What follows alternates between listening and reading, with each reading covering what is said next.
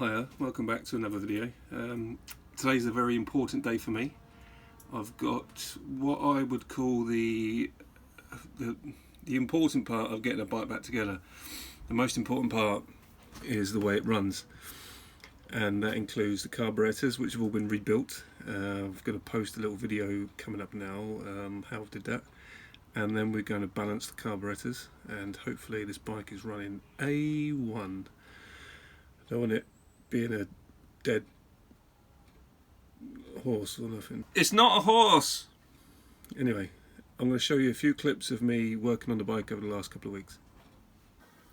So in my last video I installed this sprocket cover and sprocket, and I did forget to put on the washer under the sprocket, but don't fear, I've done it now. I've recorrected it and it's all torqued up. I've also found where the choke, no not the choke, idle bracket goes, just goes there. Anyway, next on is the foot pegs. We're going to get to that because it's slightly different. So when I inherited this bike a few months ago, this bike originally came with a single side swing arm from a Honda VFR 750, and these are the pegs here. When they were mounted, they had spacers on. These are 20mm spacer. It come with two of those. Now, with having the ZX9R swing arm, we still need spacers, but they need to be 10mm, so I'm going to carefully cut that down in half to give me two 10mm spacers. They're perfect. But the mounting bolts, now I found these old bolts in my toolbox. These are actually old front brake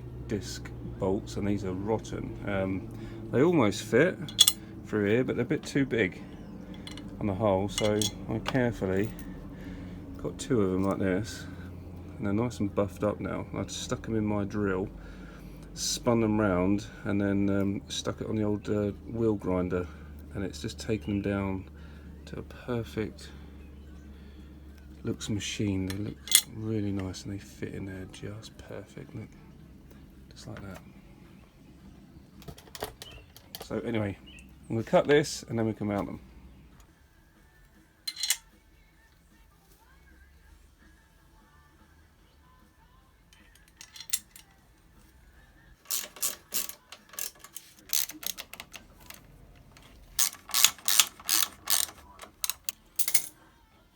As you can see, you need that 10mm spacer just to clear the swing arm, which that is perfect.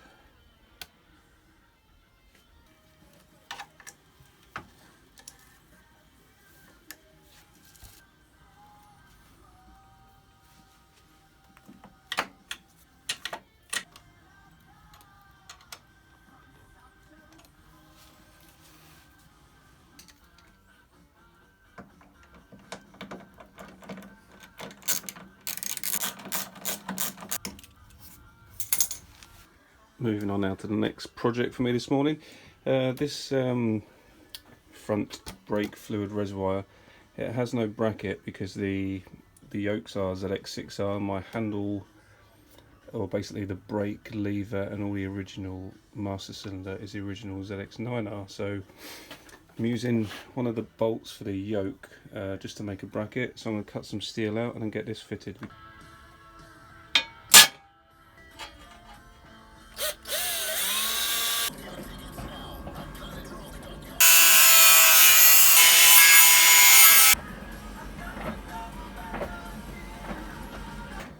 Now then, proof's in the pudding. Let's see if this baby fits.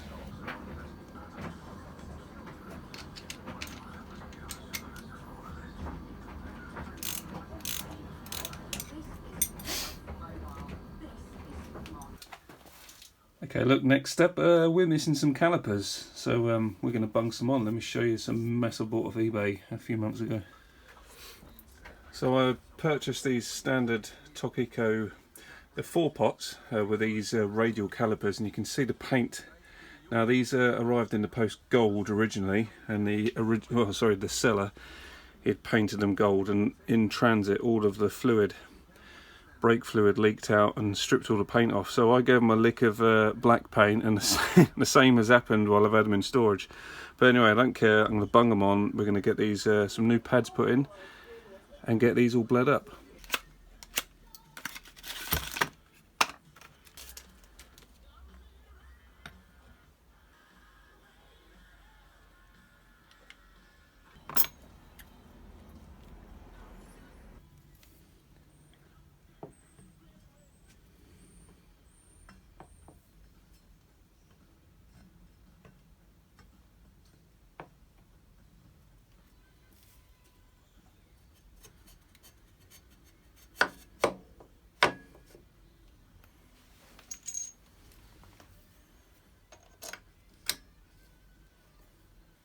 So went back to copper grease them.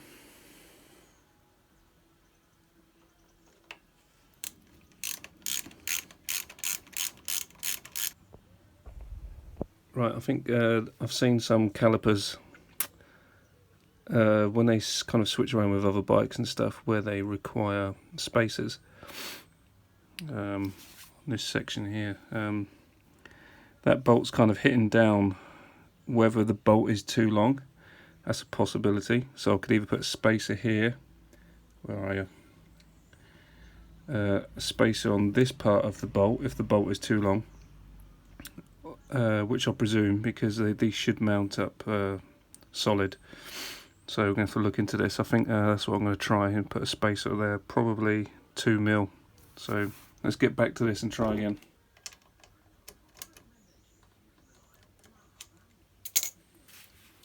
So there we go, the caliper is mounted now flush where it should be. Yeah, so these gold titanium bolts that I bought probably have about 2mm extra thread on them. They were kind of like a random universal radial caliper bolt. They weren't designed for this. Probably half the price than the standard ZX or the Kawasaki one. So there we go, live and learn. But yeah, just simply took a 2mm spacer washer.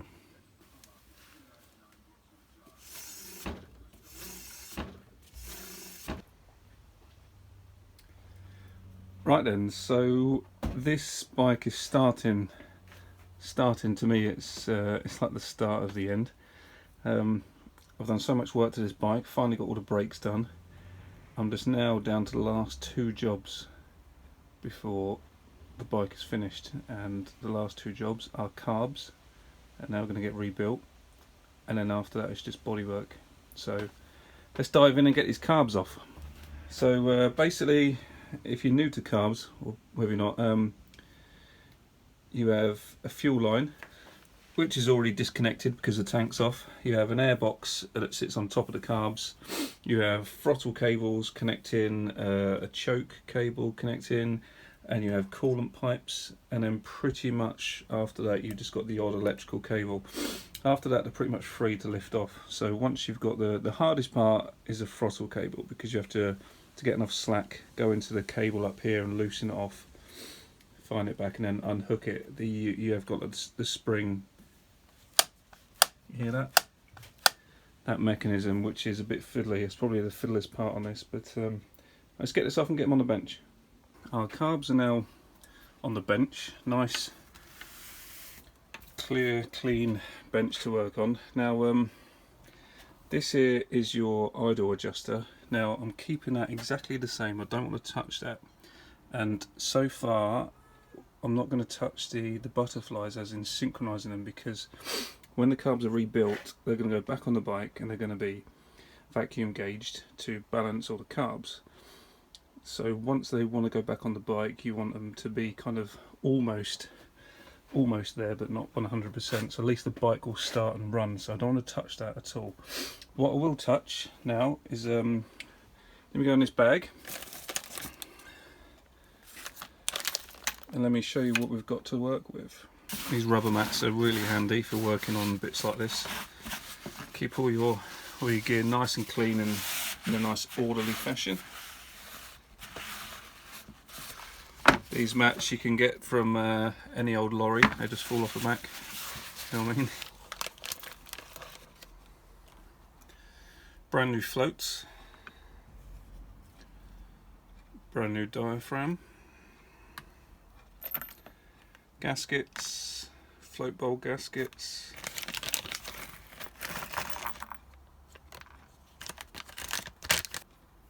brand new needles. These is what I wanted. So this is the fuel air mixture screw. I think in this carb, let me show you, look, why it's important on this bike. So see just here, that's blue tack, because the screws that are in there don't have any springs in. These springs, and what these springs do on that air fuel mixture screw is give it tension, so you can actually set it to a certain position where it should be to run properly, run smooth, but with the engine running it vibrates and it's been loosening off, so that's why I was getting poor idling and running of these carbs last time we started it up. So basically we've got I mean, lots of brand new stuff. That's the part for the jets, and this actually comes with, God, I need glasses. There's 1, 2, 3, 4, 5 brand new jets with this set for each chamber, sorry, each bank, so I can set them. I don't know where they're written. Please be written on. Yeah, they are written on the side of the jets. So the Haynes manual quotes this bike, the C model, as having size 155 across all four. All four carbs. Some bikes you have a higher jet in the middle too, but this quotes the same across all four of them. So I do need bloody glasses. I can't see that. Oh, I can. 156, 150, 160,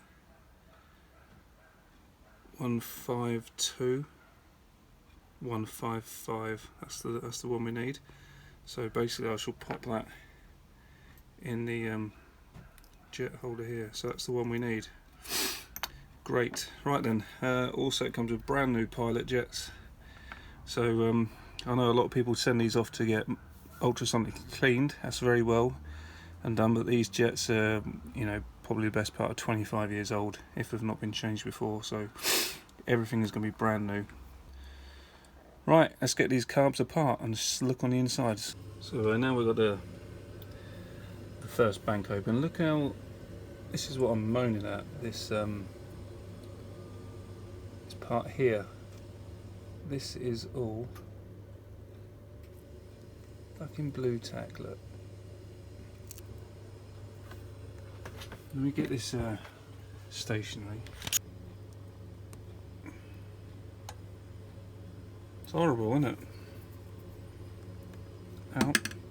And then in there we have our fuel mixture screw, but yeah, it's not a great setup. So I'm glad we're renewing it. If you're new to carbs and the way they work, this is your main jet we're replacing in there. In that hole is your pilot jet, which the bike runs on when it's on tick over. This is where you have your float valve, which sits in this seat. This comes out.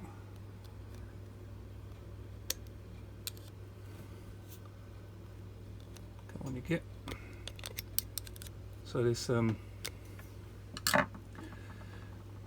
allows, with the float being inside the bowl, obviously the higher it's like a toilet system, the higher the fuel level goes, the float floats and closes off that valve to stop more fuel going in. But you know that. But all in all, they're not too bad on the inside cleanliness wise. Here's the bottom of the float bowl. It's got a few bits of dirt in there, but it's just having peace of mind having this bike run a little bit groggy. It's going to do the world of good with all these new parts in it. So there's the old floats and stuff and all the old bolts, and we've got everything to go back in here, all shiny and fresh. So I'm just going to crack on and do it, and then hopefully all is good. But just want you to give a bit of an inside shout, an inside view, sorry, if you're unfamiliar with these.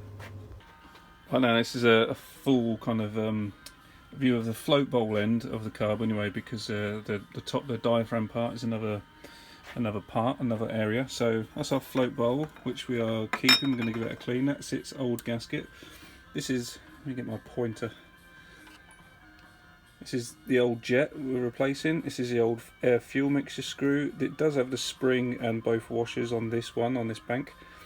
And there is your pilot jet and all the bolts that come with them. That is your your fuel release drain plug. It's not really too important to replace them.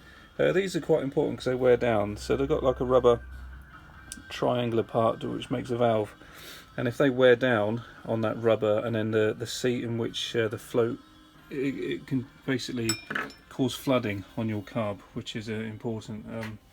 So just renew everything. It's the whole kit is worth. I paid £56 for a whole set for all 4, which I think is quite worth it. So do it to yours. So I'm gonna get in and give this a little bit of a clean and stick it all back together. I don't know if you want to watch me, but I might as well just turn my phone off and listen to some Led Zeppelin while I do it. But yeah, see you in a bit.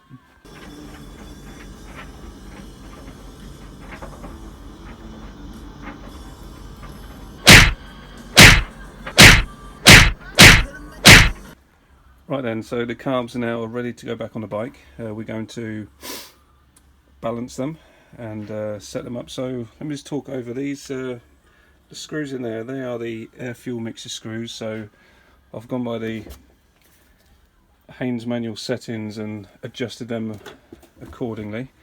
Now, so when the bike is positioned on the, when the carbs are positioned on the bike, we're going to balance them with the vacuum gauges. Now, if you can imagine this part here is where your throttle cables attach.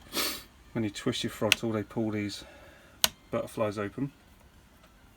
And if you see this screw here, and this one here, these are your adjustment screws, which we will fiddle with when the bike is running.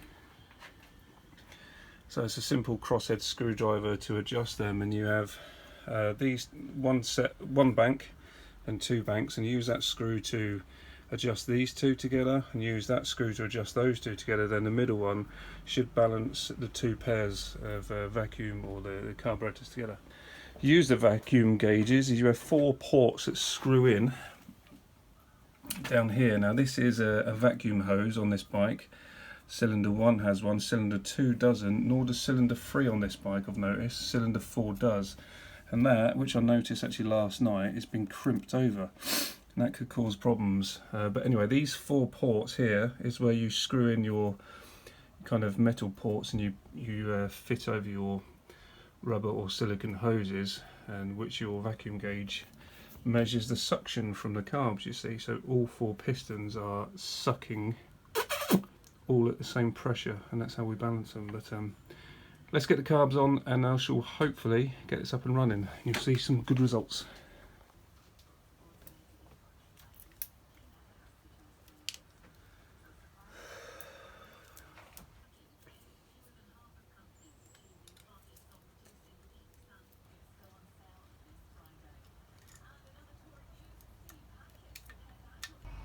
I lost them.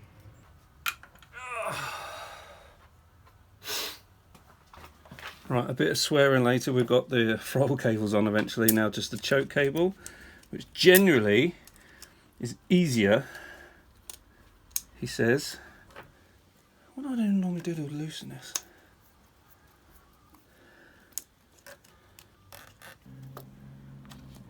Yes. There we are then.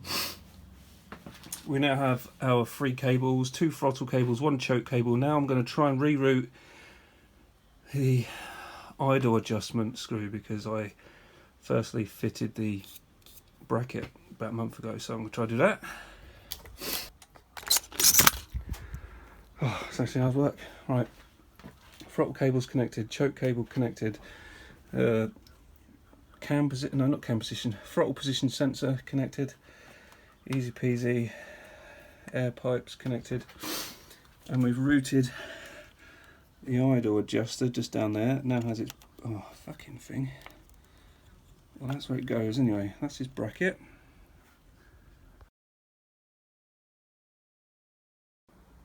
So just as an update, this bike has not been started in a little while.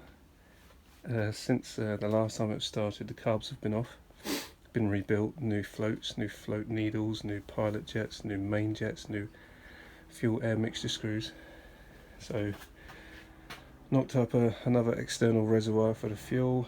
We've got the carbs mounted, all the throttle cables are on. We've got some carburetor vacuum gauges today to hopefully balance the carbs. So let's have a go, fingers crossed.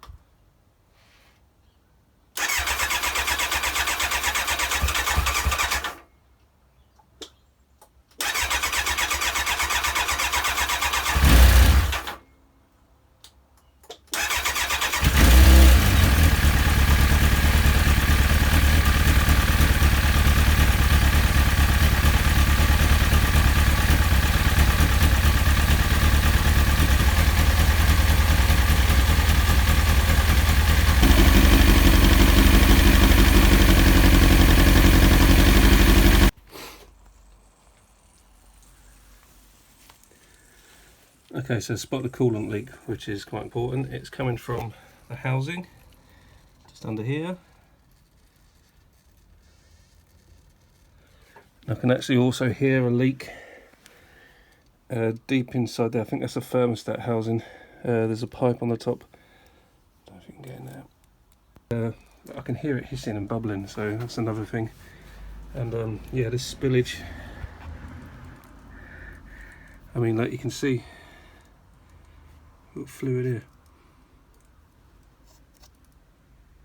That's petrol, right? So that's leaking. So I've got jobs to do. Jobs.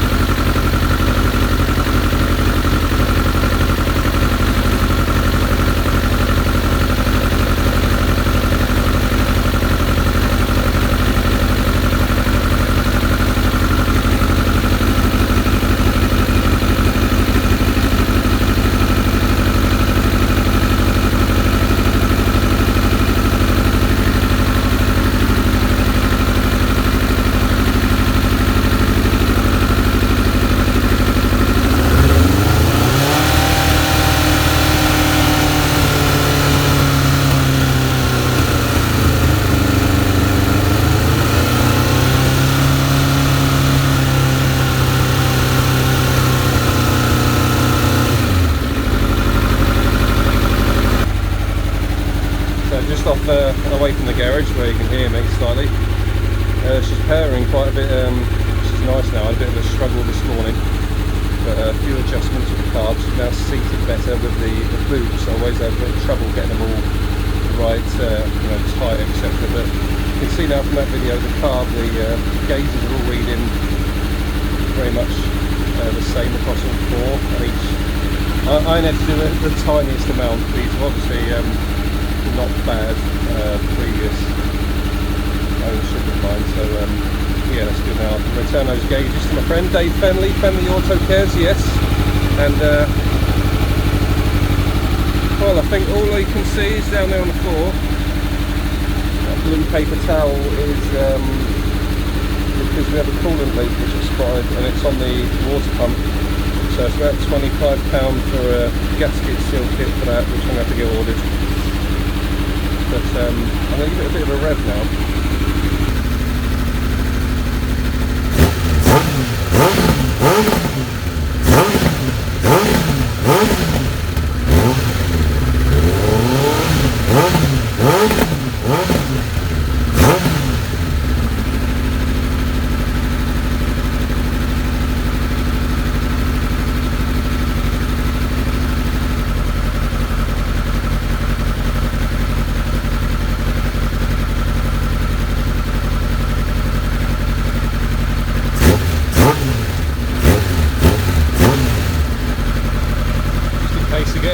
Idle right, I think it's about right now. It's reading about 11 to 1200 RPM on idle. So right then, from this video now on, I shall get these little sealants or gasket seals all in place to stop it leaking. And then I promise you, the next video will be unveiling her in her new clothing. So thanks for watching,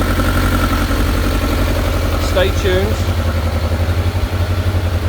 and and let the good times roll.